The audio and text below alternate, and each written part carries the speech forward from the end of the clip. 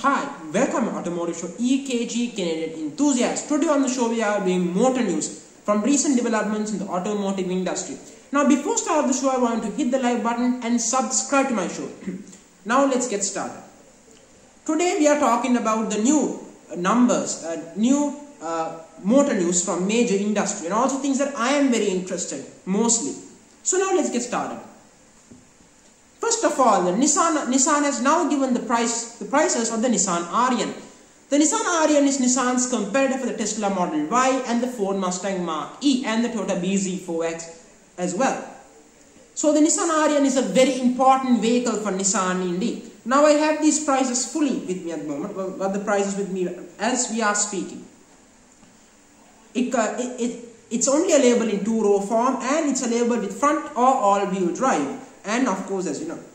Now of course there are two electric motors. Single electric motor with 238 horsepower and have a range of 300 mile-hour range. 300 mile-hour range. Of course, that's pretty impressive. And then you have the more powerful dual electric motor version with 389 horsepower and has a range of 265 miles. Now, if you put all-wheel drive and high performance, then the range do drop, which is the fact as you all know. That's the truth. Now, in terms of trim levels to choose from, you got Venture, Evolve, and Platinum E-Force. Now, these are the trim levels. Now, in terms of prices starts from $46,000 plus go all the way to $58,950. Now, if I'm wrong about the first price I just mentioned, correct me in the comment section. There's nothing wrong in that. Now, is that too expensive? Probably not, because the Nissan Ariyan has a better interior and it looks better than the Tesla Model Y and the Mustang Mach-E. But I would say that the range-wise it's a little bit short. But these new EVs don't have the advantage Tesla have, so I believe people should cut some slack on them. But also, you are getting a better product as well than Tesla, because everything is not straight line speed. Sometimes you have to build a vehicle properly as well. So moving on from the Nissan Ariyan, let's talk about Dodge. Now, the Dodge Challenger and the Dodge Charge are probably the best muscle cars in the world at the moment. They are powerful, they are monstrous, and they are crazy. So let's talk what makes this new limited editions more special. This limited edition will actually give you more horsepower. That's the fact. That's the fact. Now this is that.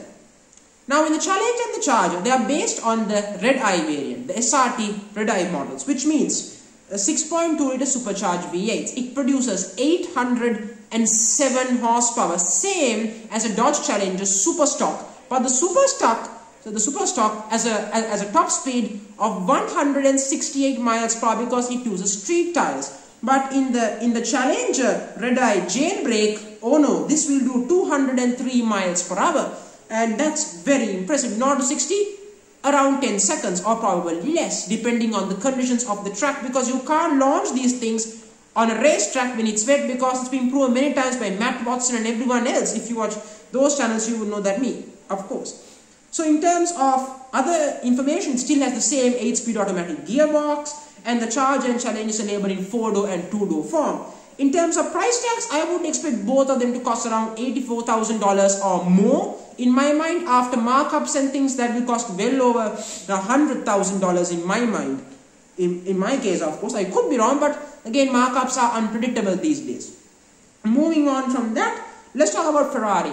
Ferrari has now introduced an all-new Ferrari Daytona SP3. It brings an iconic nameplate and it celebrates an iconic moment in Ferrari motorsport. This nameplate is super essential for Ferrari to maintain its heritage. Specifications: rear-wheel drive 7-speed DCT gearbox, of course, twin-clutch gearboxes. Powered by a 6.5 liter naturally aspirated V12, making 829 horsepower. Top speed of 211 miles per hour, 0 to 62.85 seconds.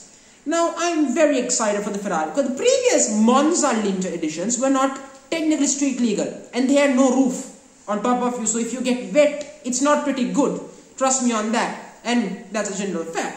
But this vehicle is street legal and the interior is very retro modern themed and very sporty towards more towards racing, motor racing spec interior, not towards a grand touring spec. But this is about speed, not about that. Price tag $2.26 million. That's a lot of money, and the deliveries will start from this year, and they will be all complete by 2024. So you got some time, and it's also not made for everyone. So you have to be someone special to get this vehicle, like buying every Ferrari. You can't be someone so common and then buy a Ferrari. Then moving on from that, let's talk about another legend, the Porsche Cayman. The Cayman is a legendary sports car. It's a 911 in a smaller package, and I love small things in a small package, to be fairly honest. The 911 is gone so expensive and so performancey. But this is the thing. So far, the most powerful Cayman you can have is the Cayman GT4. But you want more power, and you want the handling, the performance, the prestige of a 911 GT3. Well, you can have that. With this, the Cayman GT4 RS, it uses the same 4-liter flat 6, making 493 horsepower.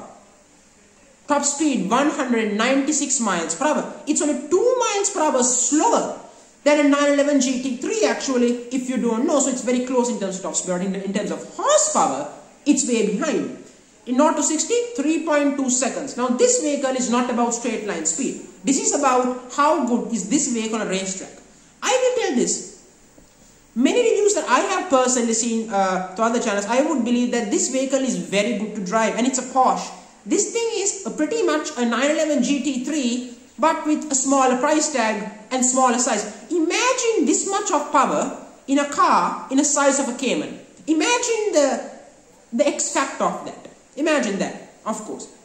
In terms of price tag, it will cost you $143,000 or more, and after markups, more than $200,000 probably. Because in fact, I discovered that one Cayman GT4 RS went up to over $218,000 after markup. So I would safe to say this is not a cheap car indeed, because if this is $218,000, you can imagine how much 911 GT3 is after markups, obviously. Now this is mostly for my viewers from the United States, just so everyone should know. So on this notion, I'm going to end this video. Thank you very much for joining me on the show.